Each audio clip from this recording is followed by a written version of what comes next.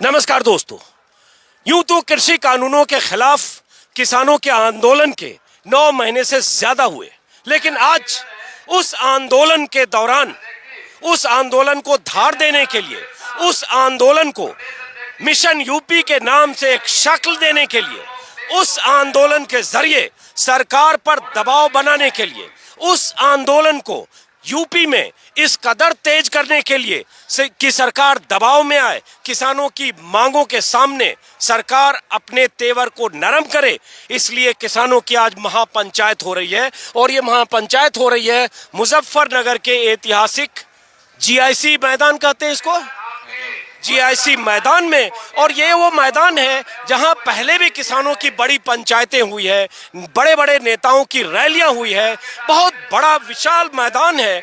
विशाल मैदान में चारों तरफ पंडाल में किसानों के जमावड़े हैं, और इस पंडाल में आने से पहले सड़क के दोनों तरफ जो इस पंडाल में आने के दरवाजे हैं, उसके दोनों तरफ कई किलोमीटर तक किसानों के काफिले। मेरे पीछे आप एक स्टेज देख रहे हैं, थोड़ा पीछे से हट जाइए, ये मेरे पीछे स्टेज देख रहे हैं। इसी स्टेज पर किसान नेताओं के भाषण होने हैं। संयुक्त मोर्चे के सारे किसान नेता आज यहाँ जमा होंगे।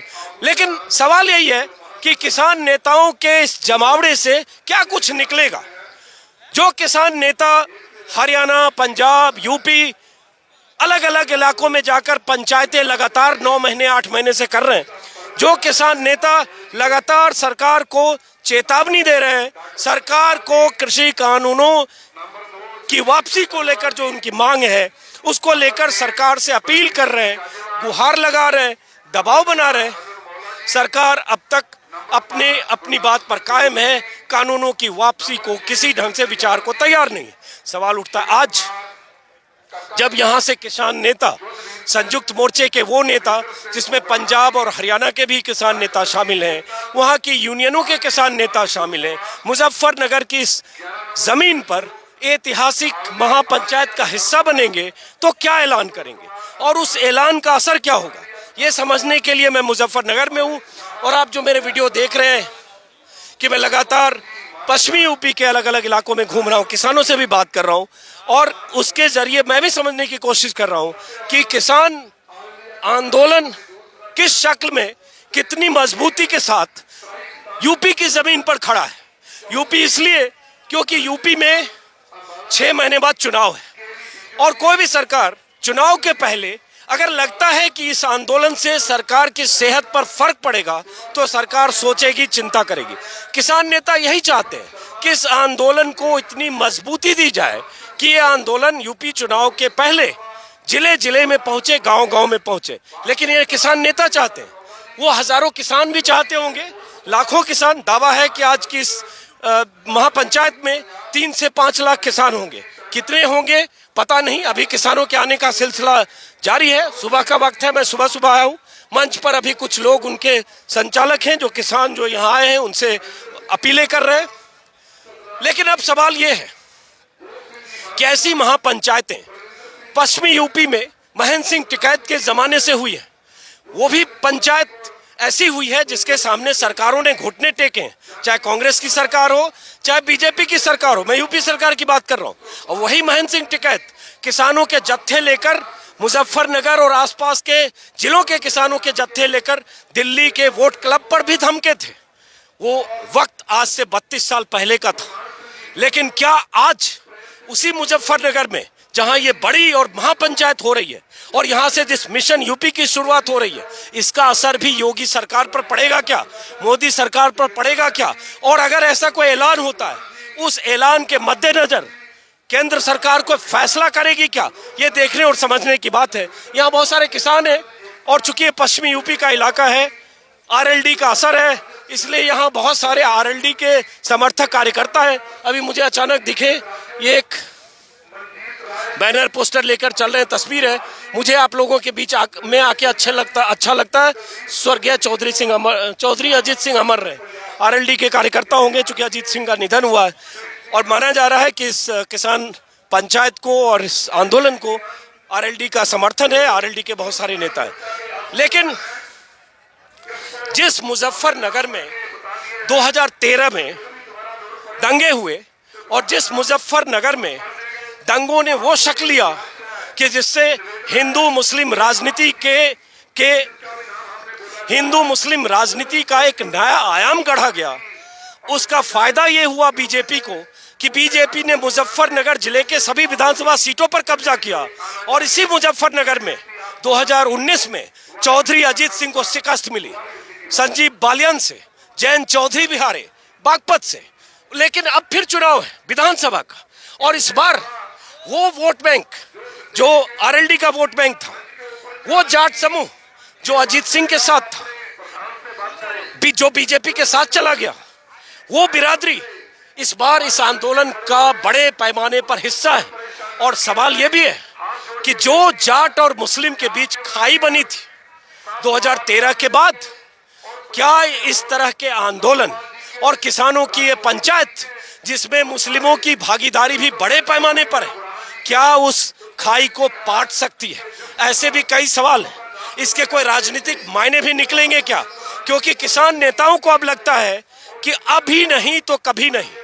उन्हें लगता है कि ये मौका है कि हम सरकार पर, बीजेपी सरकार पर अपनी ताकत का इजहार करके दबाव बना सकते हैं कि चुनाव के पहले झुके।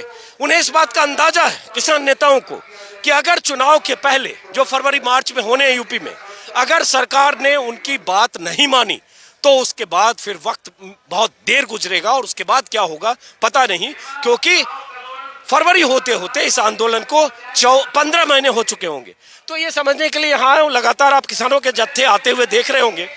और बाहर जो सड़क है वहाँ भंडारा चल रहा है, कई तरह के गुरुद्वारे से लेकर पंचायतों के खापों के, और यहाँ बहुत जितने खाप हैं उन खापों के जो चौधरी हैं वो यहाँ होंगे। खुद नरेश टिकैत जो भारतीय किसान यूनियन के अध्यक्ष हैं, वो भी बालियान खाप के मुखिया हैं, और उनका एक असर है किसान यूनियन का असर इस नाते भी कि महेंद्र सिंह टिकैत के वारिस हैं। अब यहाँ कुछ लोग भी हैं, कुछ युवा भी हैं, और अलग अलग इलाकों से आए लोग भी हैं, जिसमें पंजाब, उत्तराखंड, हरियाणा और जहाँ जहाँ किसान यूनियन का असर है वहाँ से आए लोग हैं। और इन लोगों से बातचीत करके आपको लगेगा कि सरकार जितना भी खारिज करने की कोशिश करे, सरकार या बीजेपी के किसान नहीं है, ये मवाली हैं, ये आतंकवादी हैं, ये बहकाए गए लोग हैं, ये किसी दल विशेष की तरफ से छोड़े गए किसान हैं, तमाम तरह के इल्जाम किसानों पर 9.25 महीने में लगे। लेकिन जब भी मैं ऐसे आंदोलन में या किसान आंदोलन में जाता हूँ और जब मैं उन चेहरों को देखता हूँ, तब सरकार समर्थित मीडिया या सरकार के पक्षधर बीजेपी के नेता या सत्ता में शामिल कोई और किरदार, उनके बयानों को इन चेहरों से मिलाता हूं जो यहाँ बैठे। और जब इन लोगों को देखेंगे जिसमें कोई 60 साल, 70 साल, 80 साल, 90 साल का बुजुर्ग भी है, जो अपने खर्चे से, ट्रैक्टर से, अपने गांव से आया है, तब आपको लगेगा इनकी चिंता है। इनकी चिंता एमएसपी को लेकर है, इनकी चिंता गन्ने की कीमतों को लेकर है, इनकी चिंता गन्ने के भुगतान को लेकर है, इनकी चिंता ये है कि 4 साल से गन्ने की कीमत नहीं बढ़ी, इनकी चिंता है कि एमएसपी कागजों में जरूर है, प्रधानमंत्री मोदी जिक्र जरूर करते हैं बार बार, या सरकार जिक्र करती है या कृषि मंत्री जिक्र करते हैं, एमएसपी जारी थी, जारी है, जारी रहेगी। लेकिन इनकी चिंता है जो गांव में खेती करते हैं, जो गेहूं और चावल उगाते हैं, धान उगाते हैं। अगर गेहूं की कीमत 1975 है, अगर मैं यहाँ सर्वे करने लगूँ इस कोने से उस कोने तक कि कितने किसान हैं जिनकी फसल, जिनका गेहूं 1975 पर बिकता है, तो आपको पता चलेगा शायद 10% भी ऐसे ना हो। लेकिन ये सुनना, ये जुमला, ये डायलॉग अच्छा लगता है, एमएसपी जारी थी, जारी है, जारी रहेगी। यही बात धान पर भी लागू होती है। लेकिन सवाल उठता है, ऐसा नहीं है कि ये एमएसपी 2014 से पहले सबको मिलती थी, लेकिन 2014 के पहले इतने बड़े बड़े दावे, किसानों की आमदनी दुगनी करने के वादे, 2022 तक किसानों की आमदनी दुगनी करने के ऐलान नहीं होते थे। जब इतने बड़े दावे और ऐलान होंगे, 2022 में कितना महीना बाकी है? सितंबर शुरू हो गया, सितंबर, अक्टूबर, नवंबर, दिसंबर, 5 महीने बाद 2022 है। इस पूरे पंडाल में, और मैं तो कह रहा हूं पूरे पश्चिमी यूपी में 10 जिले में घूम चुका हूं, 50 गांव, एक किसान नहीं मिला मुझे जो कहे उसकी आमदनी दोगुनी होने की दिशा में भी है। दोगुनी होना छोड़ दीजिए, 1.5 गुनी भी जिसकी हुई हो, तो जब सरकार कहती है कि हम किसानों की आमदनी दोगुनी करेंगे, योगी सरकार की तरफ से पूरे पन्ने पर विज्ञापन आता है, किसान खुशहाल, भरपूर फसल तो किसान पैदा करते हैं, लेकिन क्या किसान खुशहाल हैं? क्या किसानों को उनके फसलों की कीमत मिल रही है? क्या किसानों की चिंता वाजिब नहीं है? क्या किसानों की चिंता में सरकार शामिल है, या सरकार सिर्फ अपने वोट बैंक की तरह इस्तेमाल करने के लिए इस तरह के भाषण या इस तरह के कहें चुनाव के मौसम में उन्हें अपने पाले में करने के लिए राशन की अवधि लंबी करना, या 2000 रुपये उनको हर 4 महीने में देना, साल के 6000, 15 रुपये रोज। कई बार मैं बताता हूँ उससे 1.5 कप चाय मिलती है, 10 रुपये में चाय मिलती है, 15 रुपये रोज के हिसाब से 1.5 कप चाय। क्या यह काफी है? सरकार ने दिया, अच्छा कदम है, लेकिन उसके साथ ढिंढोरा पीटना कि इतनी बड़ी बात की, इतना बड़ा काम किया, किसानों की इतनी चिंता की, ये सारे सवाल हैं। और वही सारे सवाल इन किसानों को एकजुट करके यहाँ ले आए, वही सवाल है जो किसान नेता उठाते हैं अपनी रैलियों में, भाषणों में, पंचायतों में, और उसका असर होता है कि भीड़ इस शक्ल में आती है। यहाँ भाई साहब सो रहे हैं। अब मैं दूसरे वीडियो में इन लोगों से बात करूंगा, क्योंकि मेरा मकसद था एक पूरी मुकम्मल तस्वीर दिखाना। यहाँ हो सकता है, मैं चैनल नहीं देख रहा हूँ, राष्ट्रीय मीडिया, नेशनल मीडिया, सरकार परस्त मीडिया जो इन किसानों को लगातार खारिज कर रही है, जो इस आंदोलन को लगातार खारिज कर रही है। समझने की एक बात यह है कि कुछ किसान नेताओं की तरफ से शुरू किया गया आंदोलन अगर 9 महीने से ज्यादा चले, सड़कों पर किसान 9 महीने से ज्यादा बैठे रहे, जाड़ा, गर्मी, बरसात में, उस कपकपी वाली ठंड में, तंबू कनात में अपना घर बार छोड़कर ट्रैक्टर पर, ट्रैक्टर के नीचे या जैसे भी, तो ये मानना पड़ेगा कि यह आंदोलन इतिहास में दर्ज तो हो चुका है। आंदोलन की कामयाबी और नाकामयाबी उसके अंजाम से अगर तय करेंगे तो पता नहीं कि इस आंदोलन का अंजाम क्या होगा। लेकिन अगर इस आंदोलन में किसानों की भागीदारी के हिसाब से देखेंगे, आंदोलन की मियाद के हिसाब से देखेंगे, आंदोलन के प्रति किसानों की निष्ठा के हिसाब से देखेंगे, और जब भी ऐसी पंचायतें होती हैं वहाँ किसानों की मौजूदगी के हिसाब से देखेंगे, उनकी चिंता के हिसाब से देखेंगे, तो लगेगा कि आंदोलन एक इतिहास रच चुका है। मैंने पहले कहा, कामयाबी और नाकामी ये तय सिर्फ अंजाम से नहीं हो सकता। अब देखिए अलग अलग जगह से जत्थे आ रहे हैं। अब ये जो जत्थे आ रहे हैं ये कहीं से उत्तराखंड से होंगे, नीचे कहीं जगह का नाम लिखा हुआ, पंजाबी ये पढ़ नहीं पा रहा हूँ, बस क्या लिखा हुआ, रोडा में बहुत से जी बार पब्लिक, बहुत ज्यादा जनसंख्या आएगी, बहुत पब्लिक आएगी, बहुत पब्लिक है। तो इस वीडियो में मैं इस अपनी भूमिका, इस किसान आंदोलन की भूमिका, इसके मायने समझाने का मेरा मतलब था।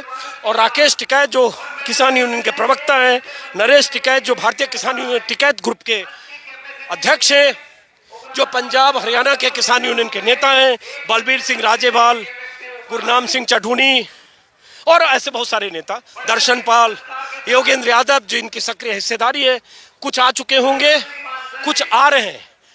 अब सबकी नज़र, मेरी भी नज़र इस पर है कि मिशन यूपी की बात तो पहले भी कर चुके हैं। जब लखनऊ में प्रेस कॉन्फ्रेंस किया, जब यहाँ की किसान पंचायत के लिए 5 तारीख का ऐलान किया, लेकिन सवाल यह है कि वो उसकी शक्ल क्या होगी, उस मिशन यूपी में क्या ऐसा होगा जिससे सरकार पर दबाव बने। कहा जा रहा है कि अब इसी से बड़ी पंचायतों की शुरुआत होगी, लेकिन अब तक सैकड़ों पंचायतें हो चुकी है, सरकार ने खूंटा गाड़ लिया है, खूंटा गाड़ कर सरकार बैठी हुई है कि हम पीछे नहीं हटेंगे। तो अब किसान कितना बड़ा खूंटा गाड़ेंगे इस मुजफ्फरनगर की सरजमी से कि सरकार पर दबाव बने, ये सवाल है। और उसमें कितनी हिस्सेदारी और भागीदारी उन किसानों की होगी जो किसान बीजेपी के समर्थक हैं, क्योंकि बीजेपी बार बार यही कहती है कि सिर्फ वो किसान नहीं है जो इस आंदोलन में शामिल हैं, वो किसान भी हैं जो खेतों में काम कर रहे हैं, ऐसे लोग भी होते हैं। लेकिन ये सरकार का पक्ष है, ये सरकार का पक्ष है, और ये उन किसानों का पक्ष है। वो पहलू है जो आपको इस तरह की पंचायतों में आके दिखेगा। तो फिलहाल दोस्तों मेरा अब जैसे देख रहा हूँ यहाँ सिंधु बॉर्डर मोर्चा, तो ये सिंधु बॉर्डर से आए होंगे।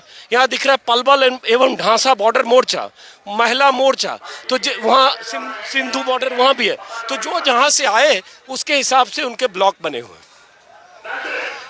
थक गया हूँ, थोड़ा गर्मी है, दम भी फूल रहा है, और कई साथी मेरी शिकायत करते हैं कि मास्क लगाया करिए। मास्क लगाने से थोड़ा दम भी फूलता है, गर्मी भी है, मैनेज करना थोड़ा मुश्किल होता है, इसलिए कई बार मैं मास्क नहीं भी लगाता हूँ, उसके लिए माफ़ी चाहूँगा। लेकिन अगर आप चाहते हैं कि आपको यूपी चुनाव, किसानों के आंदोलन, यूपी में राजनीतिक तौर पर जो कुछ भी चल रहा है उसकी खबरें, जानकारियाँ आपको मिले, तो आप मेरे YouTube चैनल को सब्सक्राइब करें। इससे मुझे ताकत मिलेगी, मेरा हौसला बढ़ेगा और आपको हर वीडियो मैं भरोसा दिलाता हूँ जो किसी चैनल पर नहीं मिलेगा वो मैं वहाँ तक पहुँचने की कोशिश करूँगा और दिखाने की कोशिश करूँगा। मेरा मेल ID है ajitanjum2022@gmail.com। और अगले वीडियो में आप देखेंगे किसानों की जुबान से किसानों की बातें, वो क्या कह रहे हैं। फिलहाल नमस्कार।